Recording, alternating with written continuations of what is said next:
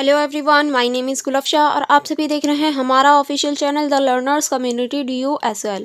आई hope आप सभी ठीक होंगे और आप सभी अपनी अपनी स्टडी बहुत अच्छे से कर रहे होंगे। देखिए, आज की जो मेरी वीडियो होने वाली है वो BA प्रोग्राम सेमेस्टर 1 की स्टूडेंट की होने वाली है। और आज की इस वीडियो में हम एजुकेशन जो है उसका क्वेश्चन पेपर डिस्कस करेंगे विद आंसर।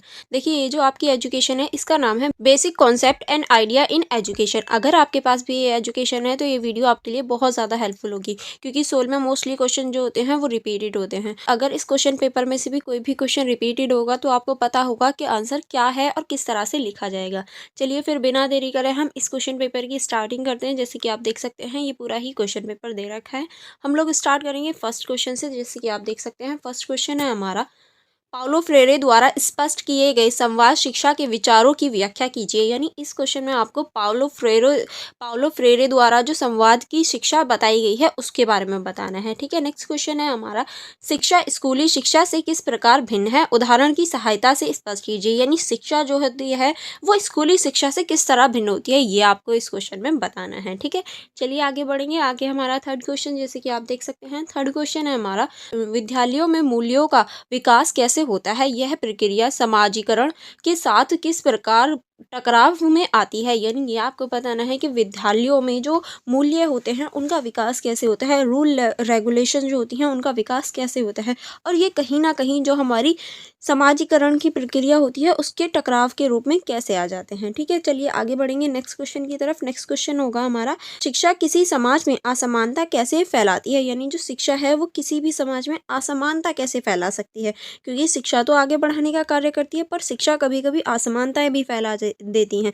तो कैसे, ये आपको बताना है। ठीक है, नेक्स्ट क्वेश्चन की तरफ चलेंगे। नेक्स्ट क्वेश्चन है हमारा, डेवी के अनुसार स्कूल और समाज के बीच संबंधों पर चर्चा करें। यानी डेवी के अनुसार, यानी जो डेवी ने कहा है उनके अनुसार स्कूल और समाज के बीच में आपको संबंध बताना है। ठीक है, नेक्स्ट क्वेश्चन है हमारा, रूस के शिक्षा संबंधी विचारों किस प्रकार प्रगतिशील हैं। यानी जो शिक्षा संबंधित विचार हैं वो किस तरह से प्रगतिशील हैं, वो आगे बढ़ रहे हैं, ये आपको बताना है। ठीक है, नेक्स्ट क्वेश्चन है हमारा, निम्नलिखित में से पांचों पर संक्षिप्त टिप्पणी लिखें। यानी देखिए नीचे बहुत सारे पॉइंट्स हैं लेकिन आपको सिर्फ पांचों पर टिप्पणी लिखनी है, संक्षिप्त टिप्पणी लिखनी है। ठीक है, तो हमारा जो पहला पॉइंट है वो है शिक्षा और मतारोपण, इसके बारे में आपको बताना है। ठीक है, चलिए आगे बढ़ेंगे। आगे जो हमारा नेक्स्ट है हमारा, पाठ्यक्रम एवं पाठ्य पुस्तकों के संबंध में विचारधारा। यानी आपको इसमें पाठ्यक्रम और पाठ्य पुस्तकों के बीच का जो संबंध होता है वो आपको बताना है। नेक्स्ट है हमारा, कृष्णमूर्ति के अनुसार सही प्रकार की शिक्षा। यानी कृष्णमूर्ति ने किस प्रकार की शिक्षा को सही कहा है। नेक्स्ट है हमारा, फ्रेरे की बैंकिंग शिक्षा की अवधारणा। यानी जो फ्रेरे हैं उनकी जो बैंकिंग शिक्षा की अवधारणा है उसके बारे में आपको इस क्वेश्चन में बताना है। ठीक है, नेक्स्ट है हमारा, शिक्षा की अंत विषय प्रक्रिया। यानी जो शिक्षा की अंत विषय प्रक्रिया होती है उसके ऊपर चर्चा करनी है। नेक्स्ट है हमारा, समाजीकरण के एजेंट के रूप में स्कूल। यानी किस तरह से जो समाजीकरण करता है एक स्कूल, वो भी एक एजेंट के रूप में, ये आपको बताना है। ठीक है, चलिए आगे बढ़ेंगे। अब हम इन सब के आंसर्स देख लेते हैं, यानी आप इन सबको कैसे सॉल्व करेंगे। चलिए इन सब के आंसर देखते हैं वन बाय वन। जो हमारा फर्स्ट क्वेश्चन था वो था हमारा, पाउले फ्रेरे द्वारा स्पष्ट किए गए संवाद शिक्षा के विचार की व्याख्या कीजिए। यानी इस क्वेश्चन में हमें पाउले फ्रेरे द्वारा जो संवाद की जो शिक्षा बताई गई है उसको जो स्पष्ट किया गया है वो हमें इस क्वेश्चन में बताना था। चलिए फिर हम परिचय से स्टार्ट करेंगे। पाउलो फ्रेरे एक प्रसिद्ध शिक्षा शास्त्रीय और चिकित्सक थे। उन्होंने शिक्षा को सामाजिक परिवर्तनों का साधन माना, क्योंकि शिक्षा जो होती है वो समाज में परिवर्तन ला सकती है। उनकी सबसे प्रसिद्ध कृति पैडागॉजी ऑफ द अप्रेज्ड में उन्होंने संवाद शिक्षा के विचारों को प्रस्तुत किया है। ठीक है, यह विचार शिक्षा को केवल सूचना प्रदान करने की प्रक्रिया नहीं मनाते, बल्कि इसे छात्रों और शिक्षकों के बीच एक सहभागी संवाद की रूपरेखा भी तैयार करते हैं या दिखाते हैं। ठीक है, अब हम देखेंगे प्रमुख भाग कौन कौन से हैं। फ्रेरे ने पारंपरिक शिक्षा पद्धति की आलोचना करते हुए बैंकिंग शिक्षा की अवधारणा को खारिज किया और संवादात्मक शिक्षा को महत्व दिया। यानी जो फ्रेरे हैं उन्होंने बैंकिंग शिक्षा की जो अवधारणा थी उसको खारिज करते हुए संवादात्मक जो शिक्षा थी उसको बढ़ावा दिया है। ठीक है, चलिए आगे बढ़ेंगे। आगे अब हम देखेंगे बैंकिंग शिक्षा की आलोचना के, इन्होंने बैंकिंग शिक्षा की आलोचना किस आधार पर की है। तो पहला आप इसमें लिखेंगे, बैंकिंग शिक्षा में शिक्षक ज्ञान के धारक और विद्यार्थी खाली पत्रों के रूप में देखे जाते हैं। ठीक है, नेक्स्ट आप इसमें लिखेंगे यह पद्धति विद्यार्थियों की रचनात्मकता और आलोचनात्मक सोच को दबाती है। नेक्स्ट आप इसमें लिखेंगे फ्रेरे के अनुसार ऐसी शिक्षा पद्धति सामाजिक असमानता को बढ़ावा दे सक रही है, इसीलिए इन्होंने इसका विरोध किया। अब हम देखेंगे संवाद शिक्षा की अवधारणा। जो संवाद शिक्षा की अवधारणा आई थी वो कैसी थी? तो पहला हम देखेंगे संवाद शिक्षा में शिक्षक और छात्रों दोनों एक दूसरे से सीखते हैं, यानी जो टीचर है वो भी बच्चों से सीखता है और जो बच्चे हैं वो तो टीचर से सीखते ही हैं। नेक्स्ट अब हम देखेंगे यह प्रक्रिया संवाद, सहयोग और आलोचनात्मक चिंतन पर आधारित होती है। ठीक है, नेक्स्ट अब हम देखेंगे शिक्षक और विद्यार्थी समान रूप से शिक्षा की प्रक्रिया में भागीदारी लेते हैं, यानी दोनों ही जो शिक्षा की प्रक्रिया है उसमें भागीदार बनते हैं। ठीक है, अब हम देखेंगे शिक्षा और सामाजिक न्याय, यानी जो हमारी शिक्षा है और सामाजिक न्याय पर हम चर्चा करेंगे। इसके अंतर्गत पहले आप लिखेंगे फ्रेरे ने शिक्षा को सामाजिक न्याय के रूप में एक उपकरण के रूप में देखा है, यानी जो सामाजिक न्याय है उसमें जो शिक्षा है उसे एक उपकरण के रूप में देखा है। नेक्स्ट अब हम देखेंगे संवाद शिक्षा का उद्देश्य छात्रों को सामाजिक समस्याओं के प्रति जागरूक बनाना और उन्हें समाधान खोजने के लिए प्रेरित करना है। ठीक है, अब हम देखेंगे संवाद शिक्षा की विशेषताएं। इसके अंतर्गत आप लिखेंगे सक्रिय भागीदारी, यह विद्यार्थियों को शिक्षा प्रक्रिया का सक्रिय भागीदार बनने में सहायक करती है। ठीक है, अब हम नेक्स्ट देखेंगे आलोचनात्मक सोच, छात्रों को वास्तविक समस्याओं को समझने और उनके समाधान खोजने के लिए ये प्रेरित करती है, क्योंकि ये आलोचनात्मक सोच को बढ़ावा देती है। नेक्स्ट है हमारा सहयोग और समानता, यानी देखिए जो हमारी संवाद की शिक्षा है वो छात्रों के बीच सहयोग और समानता को बढ़ावा देती है। ठीक है, चलिए आगे बढ़ेंगे। आगे अब हम देखेंगे उदाहरण के रूप में आप लिख सकते हैं यह समुदाय में किसानों को उनकी खेती से संबंधित समस्याओं को सुलझाने के लिए शिक्षा प्रदान करती है। ठीक है, नेक्स्ट अब हम देखेंगे इस प्रक्रिया में शिक्षक और किसान मिलकर संसाधन खोजने पर काम करते हैं, यानी इस प्रक्रिया के अंतर्गत जो टीचर होगा वो भी और जो किसान होगा वो भी, दोनों मिलकर जो संसाधन है उन्हें खोजने का प्रयास करते हैं। ये हमारा यहाँ क्वेश्चन कंप्लीट हो जाता है। चलिए अब हम इसका निष्कर्ष देख लेते हैं। इसके निष्कर्ष में आप लिख सकते हैं पाउलो फ्रेरे का संवाद शिक्षा का विचार शिक्षा को एक नई दिशा प्रदान करता है। यह पद्धति केवल ज्ञान प्रदान करने तक सीमित नहीं है, बल्कि यह छात्रों को स्वतंत्रता, समानता और न्याय के लिए संघर्ष करने के लिए तैयार करती है। संवाद शिक्षा का सहभागी प्रक्रिया है जो समाज को बेहतर बनाने में सहायक हो सकता है। ठीक है, ये सारा ही हमारा निष्कर्ष हो जाएगा। अब हम नेक्स्ट क्वेश्चन की तरफ चलेंगे। नेक्स्ट क्वेश्चन है हमारा शिक्षा स्कूली शिक्षा से किस प्रकार भिन्न है, उदाहरण की सहायता से स्पष्ट कीजिए। यानी इस क्वेश्चन में हमें शिक्षा और जो स्कूली शिक्षा है वो किस प्रकार अलग अलग है ये आपको बताना था। चलिए परिचय देख लेते हैं। शिक्षा एक व्यापक प्रक्रिया है जो व्यक्ति के मानसिक, शारीरिक और सामाजिक विकास को प्रोत्साहित करती है। स्कूली शिक्षा इस प्रकार का एक औपचारिक हिस्सा है, लेकिन शिक्षा इससे कहीं अधिक व्यापक और विविध है, क्योंकि देखिए जो शिक्षा है वो हर जगह से ली जा सकती है। हम अपने घर से शिक्षा लेते हैं, अपने बाहर से लेते हैं, अपनी फ्रेंड्स से लेते हैं, हर किसी से हम शिक्षा ले सकते हैं, लेकिन जो स्कूली शिक्षा होती है वो हमें स्कूल ही जाकर हमें मिलती है। ठीक है, चलिए आगे बढ़ेंगे। आगे अब हम देखेंगे प्रमुख जो इसके भाग हैं। तो पहला आप लिखेंगे शिक्षा का स्वरूप। शिक्षा जीवन भर चलने वाली प्रक्रिया है, क्योंकि जैसे ही बच्चा पैदा होता है वो हाथ पैर चलाना सीखता है, कुछ ना कुछ सीखता है और मरते दम तक कुछ ना कुछ व्यक्ति सीखता ही रहता है, तो वो पूरी जीवन भर चलने वाली प्रक्रिया है। यह औपचारिक, अनौपचारिक और निरौपचारिक रूप से होती है, यानी ये जो शिक्षा होती है यह औपचारिक रूप से भी होती है, अनौपचारिक रूप से भी होती है और निरौपचारिक रूप से भी हम देख सकते हैं। ठीक है, नेक्स्ट अपन देखेंगे स्कूली शिक्षा का स्वरूप। स्कूली शिक्षा के स्वरूप में आप लिख सकते हैं स्कूली शिक्षा औपचारिक होती है, क्योंकि स्कूली शिक्षा जो है वो हमारी औपचारिक होती है। नेक्स्ट आप इसमें लिख सकते हैं यह निश्चित पाठ्यक्रम और समय सारणी के तहत संचालित होती है, क्योंकि इसमें हमारे निश्चित पाठ होते हैं, ऐसा नहीं है अनलिमिटेड हमें पढ़ना हो, और इसमें हमें समय सारणी यानी निश्चित टाइम के अंदर ही जाना होता है, ऐसा नहीं है पूरे पूरे दिन पूरी पूरी रात हमें वहीं सीखना होता है, नहीं, बिल्कुल इसमें टाइम फिक्स होता है। अब हम देखेंगे दोनों के बीच अंतर। तो देखिए ये हमारा पहलू हो गया शिक्षा और स्कूली शिक्षा। तो प्रक्रिया के रूप में देखेंगे तो ये जीवन भर चलने वाली प्रक्रिया है, ये निश्चित अवधि तक ही होती है, ऐसा नहीं है आप पूरे जीवन स्कूल ही जाते रहते हो। ठीक है, नेक्स्ट अगर हम स्थान के आधार पर देखें तो यह कहीं भी हो सकती है, यानी स्थान के आधार पर जो हमारी शिक्षा है वो कहीं भी हो सकती है, और जो हमारी स्कूली शिक्षा है ये विद्यालयों में ही होती है।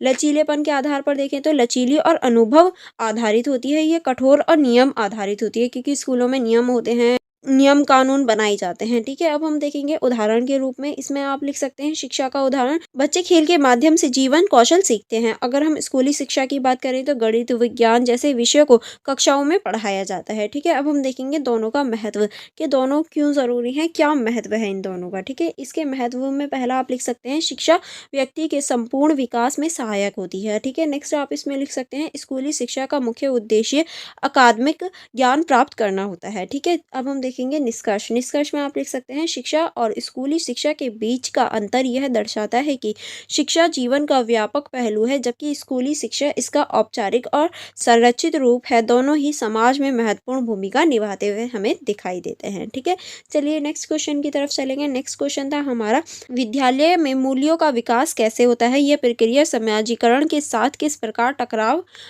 में आती है, ये आपको बताना था। चलिए इसका परिचय देख लेते हैं। परिचय में आप लिखेंगे विद्यालय केवल शिक्षा प्रदान करने का स्थान नहीं है, बल्कि यह छात्रों को सामाजिक और नैतिक मूल्य को विकसित करने का भी माध्यम है। यानी जो स्कूल होते हैं वहाँ सिर्फ हमें शिक्षा ही नहीं दी जाती, बल्कि जो छात्र होते हैं उन्हें सामाजिक नैतिक जो मूल्य होते हैं उनको भी विकसित करने का एक माध्यम प्रदान करते हैं, ताकि जो व्यक्ति है वो सामाजिक और नैतिक रूप से अच्छा हो सके। ठीक है, अब हम आगे चलेंगे। मूल्यों का विकास व्यक्तियों को समाज का एक जिम्मेदार सदस्य बनने में मदद करता है। हालांकि यह प्रक्रिया कभी कभी समाजीकरण के पारंपरिक मापदंडों के साथ टकराव में आ जाती है। ठीक है, अब हम देखेंगे इसके मुख्य जो भाग हैं। पहला आप लिखेंगे विद्यालयों में मूल्यों का विकास, किस तरह से जो विद्यालय होते हैं उनमें मूल्यों का विकास होता है। पहले आप देखेंगे नैतिक शिक्षा, विद्यालयों में नैतिक शिक्षा के माध्यम से ईमानदारी, करुणा और समानता जैसे मूल्य सिखाए जाते हैं। ठीक है, नेक्स्ट अब हम देखेंगे सहपाठी समूह का प्रभाव, छात्रों के बीच समूह गतिविधियों, सहयोगात्मक प्रयास मूल्यों को बढ़ावा दिया जाता है। ठीक है, नेक्स्ट अब हम देखेंगे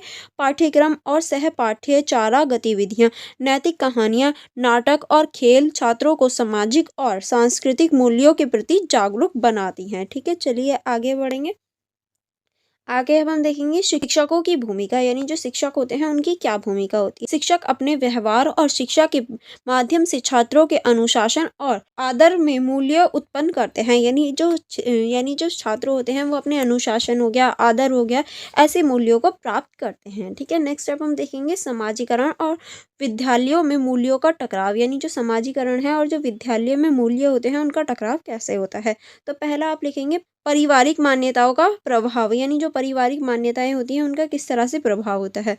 कभी कभी छात्रों के परिवारों से सीखे गए मूल्य विद्यालयों के सिखाए गए मूल्यों से भिन्न हो सकते हैं, क्योंकि कभी कभी ऐसा होता है जो हमारे घर पे सिखाया जाता है वो हमारे विद्यालयों में नहीं सिखाया जाता, या फिर हमारे घर वाले कुछ हमें अलग सिखाते हैं। ठीक है, नेक्स्ट आप इसमें लिखेंगे सामाजिक असमानता, समाज में विभिन्न वर्गों से आने वाले छात्रों के बीच मूल्यों का संघर्ष हो सकता है। ठीक है, नेक्स्ट आप इसमें लिखेंगे परंपरागत और आधुनिकता का टकराव, विद्यालय अक्सर प्रगतिशील और आधुनिक मूल्यों को बढ़ावा देते हैं और पारंपरिक समाज के साथ टकराव पैदा हो सकता है, क्योंकि देखिए कोई कोई परिवार या किसी किसी के परिवार में ऐसे होते हैं वो आधुनिकता को नहीं अपनाते, वो पुराने ही रीति रिवाजों को फॉलो करते हैं, और अगर उनके बच्चे स्कूल जाते हैं तो वहाँ कहीं ना कहीं उनकी सोच में टकराव देखने को मिलता है। ठीक है, अब हम देखेंगे इसका उदाहरण के रूप में देख सकते हैं।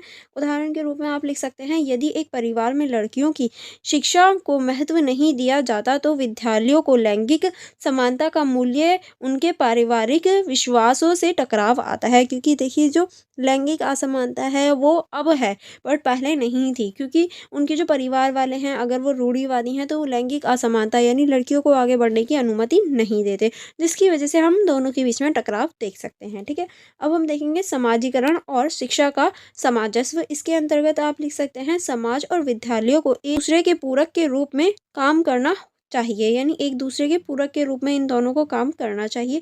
नेक्स्ट आप इसमें लिख सकते हैं शिक्षकों को अभिभावकों के बीच संवाद के मूल्यों को टकराव को कम किया जा सकता है, यानी शिक्षक द्वारा जो टीचर्स द्वारा और जो अभिभावक होते हैं यानी जो उनके पेरेंट्स होते हैं उन दोनों के बीच में जो टकराव है उसको कम किया जा सकता है शिक्षकों द्वारा। ठीक है, अब हम देखेंगे इस क्वेश्चन का निष्कर्ष। इस क्वेश्चन के निष्कर्ष में आप लिख सकते हैं विद्यालय में मूल्यों का विकास छात्रों को एक बेहतर नागरिक बनाने की प्रक्रिया है। हालांकि यह प्रक्रिया समाजीकरण के साथ टकराव आती है, लेकिन उचित संवाद और सामंजस्य के माध्यम से इन मतभेदों को दूर भी किया जा सकता है। ठीक है, चलिए नेक्स्ट क्वेश्चन की तरफ चलते हैं। नेक्स्ट क्वेश्चन है हमारा, शिक्षा किसी समाज में असमानता कैसे फैलाती है, यानी जो शिक्षा है वो किसी भी समाज में असमानता कैसे फैला देती है। तो परिचय देखेंगे, शिक्षा का उद्देश्य समाज में समानता और विकास को बढ़ावा देना है, लेकिन कभी कभी देखा गया है कि शिक्षा कभी कभी असमानता को बढ़ाने की भी भूमिका निभाती है। यह असमानता आर्थिक, सामाजिक और लैंगिक आधार पर हो सकती है। ठीक है, अब इसके अंतर्गत पहले हम देखेंगे आर्थिक असमानता। महंगे निजी विद्यालय और कोचिंग व्यवस्था केवल आर्थिक रूप से संपन्न परिवारों के लिए उपलब्ध होते हैं। ठीक है, नेक्स्ट अब हम देखेंगे, गरीब छात्रों के पास गुणवत्तापूर्ण शिक्षा तक पहुंच सीमित हो जाती है इनकी वजह से। ठीक है, तो आप इसमें लिखेंगे सामाजिक असमानता किस तरह से समाज में निम्न वर्गों के बच्चों और अक्सर शिक्षा के समान अवसर नहीं मिल पाते। ठीक है, नेक्स्ट अब हम देखेंगे जाति और समुदाय आधारित भेदभाव शिक्षा प्रणाली में भी दिखाई देते हैं। ठीक है, अब हम देखेंगे लैंगिक असमानता। इसके अंतर्गत पहला आप लिखेंगे, कई स्थानों पर लड़कियों को शिक्षा से वंचित रखा जाता है। ठीक, नेक्स्ट अब हम देखेंगे विद्यालयों में लैंगिक संवेदनशीलता की कमी भी असमानता को बढ़ावा देती है। ठीक, देखेंगे शैक्षिक संरचना का प्रभाव, यानी जो शैक्षिक संरचना होती है उसका क्या प्रभाव होता है। तो पहला हम देखें, पाठ्यक्रम और शैक्षणिक सामग्री उच्च वर्गों के मूल्य को प्राथमिकता देती है। ठीक है, नेक्स्ट अब हम देखेंगे, इसमें निम्न वर्गों के छात्रों को अपनी सांस्कृतिक मूल्यों से दूर होना पड़ता है, यानी निम्न वर्ग के जो लोग होते हैं वो अपनी सांस्कृतिक मूल्यों से दूर हो जाते हैं।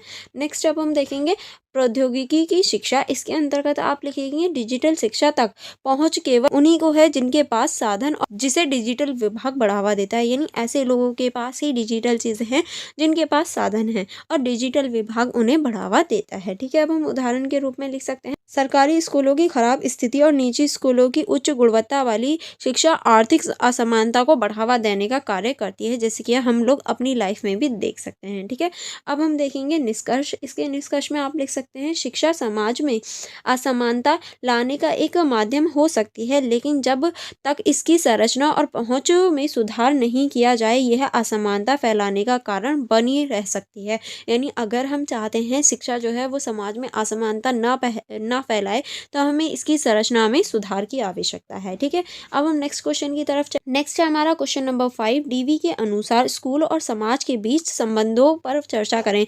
यानी डीवी के अनुसार जो स्कूल होता है और जो समाज के बीच संबंध होते हैं वो आपको बताना है। तो परिचय देख लेते हैं।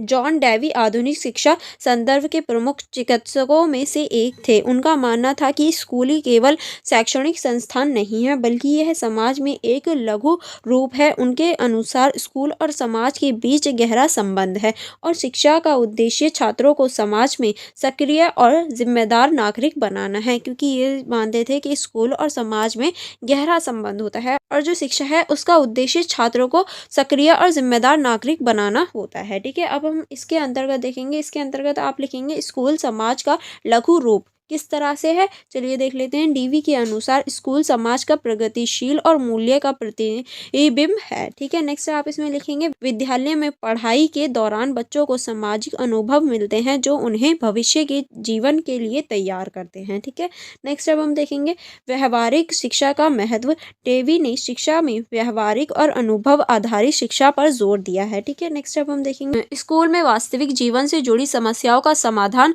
सीखकर बच्चे इस समाज के लिए उपयोगी हो जाते हैं। ठीक है, अब हम आगे चलेंगे। आगे अब हम देखेंगे लोकतंत्र और शिक्षा की किस तरह से लोकतंत्र और शिक्षा एक दूसरे को बढ़ावा देते हैं। इसके अंतर्गत आप लिखेंगे, डीवी का मानना था कि शिक्षा का मुख्य उद्देश्य लोकतांत्रिक समाज के बीच जागरूक नागरिक तैयार करना है। ठीक है, नेक्स्ट अब हम देखेंगे स्कूलों में बच्चों को समूह कार्य, संवाद और सहिष्णुता सिखाया जाता है। ठीक है, अब हम देखेंगे समाज और स्कूल के बीच सहयोग किस तरह से। पहला आप लिखेंगे, समाज और स्कूल को एक दूसरे से पूरक के रूप में काम करते हैं, क्योंकि ये दोनों ही एक दूसरे के पूरक होते हैं। ठीक है, चलिए आगे बढ़ेंगे। आगे आप इसमें लिख सकते हैं, स्कूल समाज के मूल्यों को बच्चों में स्थापित करते हैं और समाज स्कूलों को अपनी आवश्यकताओं के अनुसार अनुसार दिशा देते हैं। ठीक है, नेक्स्ट अब हम देखेंगे शिक्षा और सामाजिक परिवर्तन। इसके अंतर्गत पहला आप लिखेंगे डेवी का मानना था कि शिक्षा समाज में सकारात्मक परिवर्तन का सबसे प्रभावी माध्यम है। नेक्स्ट आप इसमें लिखेंगे स्कूल बच्चों को केवल परंपराओं को सीखने तक सीमित नहीं करती बल्कि उन्हें सामाजिक समस्याओं समाधान के लिए प्रेरित भी करती है। ठीक है, अब हम देखेंगे उदाहरण के रूप में आप लिखेंगे विद्यालयों में पर्यावरण जागरूकता अभियान चलाना समाज में पर्यावरणीय सुधार लाने का एक उदाहरण है। ठीक है, अब हम देखेंगे इस क्वेश्चन का निष्कर्ष। क्या आप इस क्वेश्चन के निष्कर्ष में क्या लिख सकते हैं? इस क्वेश्चन के निष्कर्ष में लिख सकते हैं डेवी के अनुसार स्कूल और समाज के बीच गहरा संबंध है। स्कूल बच्चों को न केवल अकादमिक रूप से प्रशिक्षित करती है बल्कि उन्हें समाज का जिम्मेदार सदस्य बनाने में भी मदद करती है। इस प्रकार शिक्षा समाज की प्रगति और सुधार का एक महत्वपूर्ण उपकरण हो जाता है। ठीक है, अब हम नेक्स्ट क्वेश्चन की तरफ चलेंगे। नेक्स्ट क्वेश्चन है हमारा रूसो की शिक्षा संबंधित विचार किस प्रकार प्रगतिशील हैं, ये आपको बताना था। यानी रूसो जो थे उनके जो विचार है शिक्षा को लेके वो किस तरह से प्रगतिशील हैं। तो परिचय से देख लेते हैं। परिचय में आप लिखेंगे जीन जैक्स रूसो शिक्षा प्रदर्शन के प्रमुख चिकित्सकों में से एक थे। उन्होंने बच्चों के नैसर्गिक विकास और स्वतंत्रता पर जोर दिया। उनकी पुस्तक एमिले में दिए गए शिक्षा संबंधित विचार आधुनिक प्रगतिशील शिक्षा के आधार बने। ठीक है, अब हम देखेंगे इसके प्रमुख भाग। इसके अंतर्गत पहला आप देखेंगे प्राकृतिक शिक्षा का सिद्धांत कि इन्होंने प्राकृतिक जो शिक्षा है उसका सिद्धांत दिया। इसके अंतर्गत पहला आप लिख सकते हैं रूसो के अनुसार शिक्षा प्रकृति के अनुरूप होनी चाहिए। ठीक है, नेक्स्ट अब हम देखेंगे बच्चों को उनकी स्वाभाविक प्रकृतियों में रुचियों के अनुसार सीखने का अवसर मिलना चाहिए। ठीक है, नेक्स्ट अब हम देखेंगे बच्चों का केंद्रीय दृष्टिकोण। इसके अंतर्गत आप लिखेंगे रूसो ने बच्चों को शिक्षा प्रक्रिया का केंद्र माना। ठीक है, नेक्स्ट अब हम देखेंगे उन्होंने कहा कि बच्चों को उनकी आयु और क्षमता के अनुसार शिक्षा देनी चाहिए। ठीक है, अब हम देखेंगे अनुभविक शिक्षा पर जोर। किस तरह से इन्होंने अनुभवी शिक्षा पर जोर दिया है, तो इसके अंतर्गत आप लिखेंगे रूसो का मानना था कि अनुभव ही सबसे अच्छा शिक्षक होता है क्योंकि हमें अपने अनुभवों से बहुत ज़्यादा चीज़ें सीखने को मिलती हैं। नेक्स्ट अब हम देखेंगे उन्होंने बच्चों को व्यवहारिक गतिविधियों और समस्याओं के समाधान के माध्यम से सीखने की वकालत की। यानी उनका मानना था कि जो व्यक्ति हैं या जो बच्चे हैं उन्हें अपनी व्यवहारिक गतिविधियों और जो समस्याएं हैं उनसे उन्हें सीखना चाहिए। ठीक है, नेक्स्ट अब हम देखेंगे नेक्स्ट आप इसमें लिखेंगे अनुशासन और स्वतंत्रता का संतुलन। इसके अंतर्गत आप लिख सकते हैं रूसो ने बच्चों को पूरी स्वतंत्रता देने की वकालत की लेकिन उन्होंने यह भी कहा कि स्वतंत्रता अनुशासन के साथ होनी चाहिए। ठीक है, नेक्स्ट अब हम देखेंगे समाज में अलगाव की किस तरह से समाज में अलगाव देखने को मिलता है। इसके अंतर्गत आप लिखेंगे रूसो ने प्रारंभिक शिक्षा को समाज के प्रभाव से दूर रखने का सुझाव दिया था। ठीक है, नेक्स्ट अब हम देखेंगे इसके अंतर्गत आप लिख सकते हैं उन्होंने कहा कि बच्चों को पहले नैतिक और बौद्धिक रूप से मजबूत बनाया जाए फिर समाज में शामिल किया जाए। यानी बच्चों को पहले नैतिक और बौद्धिक रूप से मजबूत किया जाना चाहिए फिर हमें उन्हें समाज में शामिल करना चाहिए। उदाहरण के रूप में आप लिख सकते हैं रूसो के विचारों का प्रभाव आज भी प्रगतिशील शिक्षा पद्धति में देखा जा सकता है जैसे कि मॉन्टेसरी शिक्षा प्रणाली को दिखाती है। ठीक है, अब हम देखेंगे इसका निष्कर्ष में आप लिख सकते हैं रूसो के विचार उनकी समय की पारंपरिक शिक्षा पद्धति के विपरीत थे और यही उन्हें प्रगतिशील बनाते हैं। उनकी शिक्षा पद्धति बच्चों को नैसर्गिक विकास स्वतंत्रता और अनुभव आधारित शिक्षा पर आधारित थे जो आज भी आधुनिक शिक्षा के प्रासंगिक होते हैं। ठीक है, आई होप आपको ये क्वेश्चन समझ में आ गया होगा।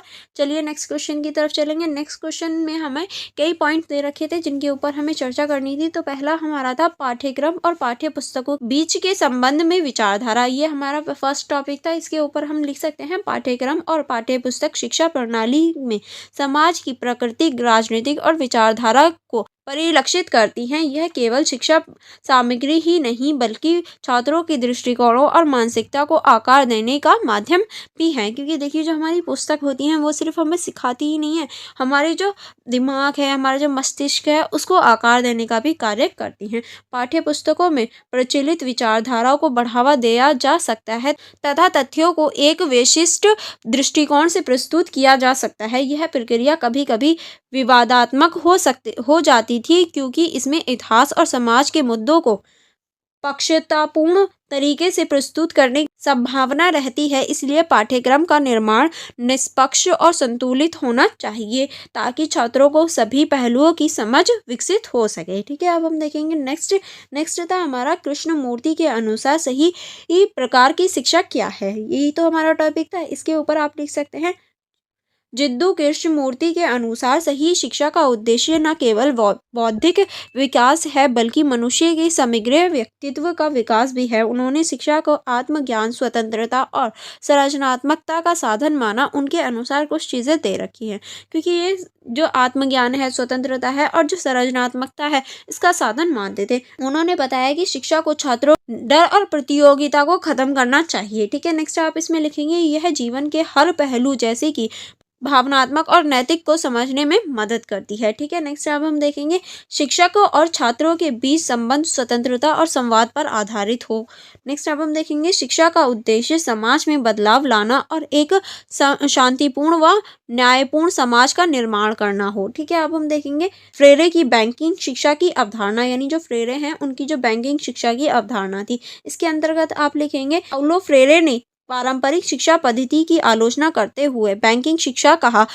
इसके मुख्य पहलू है, यानी जो पाउलो फ्रेरे थे उन्होंने जो पारंपरिक शिक्षा पद्धति थी उसकी आलोचना करते हुए उन्होंने बैंकिंग शिक्षा पद्धति को आगे बढ़ाया या बैंकिंग शिक्षा पद्धति को इन्होंने अपनाया था। इन्होंने इसके अंतर्गत कहा कि शिक्षकों को ज्ञान का धारक और छात्रों को बलि पात्र माना जाता है। ठीक है, नेक्स्ट अब हम देखेंगे, इस पद्धति में छात्र केवल शिक्षकों की बातों को रटते हैं जिससे उनकी आलोचनात्मक सोच दब जाती है। ठीक है, नेक्स्ट अब हम देखेंगे, फ्रेरे ने इस पद्धति की जगह संवेदात्मक शिक्षा का मुख्य सुझाव दिया जहां शिक्षक और छात्र मिलकर सीखते हैं। ठीक है, नेक्स्ट अब हम देखेंगे, बैंकिंग शिक्षा को उन्होंने शोषणकारी और सामाजिक असमानता को बनाए रखने वाली माना था। ठीक है, अब हम देखेंगे, शिक्षा की अतः विषय प्रकृति, यानी जो शिक्षा की अतः विषय प्रकृति है उसके ऊपर हम चर्चा करेंगे। इसके अंतर्गत आप लिखेंगे, अतः विषय शिक्षा का मतलब है कि विभिन्न विषयों को आपस में जोड़कर पढ़ाया जाए। यह दृष्टिकोण छात्रों को व्यापक और गहरी समझ प्रदान कर बहुत सारे जो सब्जेक्ट होते हैं उन्हें एक साथ जोड़कर पढ़ाया जाए, यह हमारा अतः विषय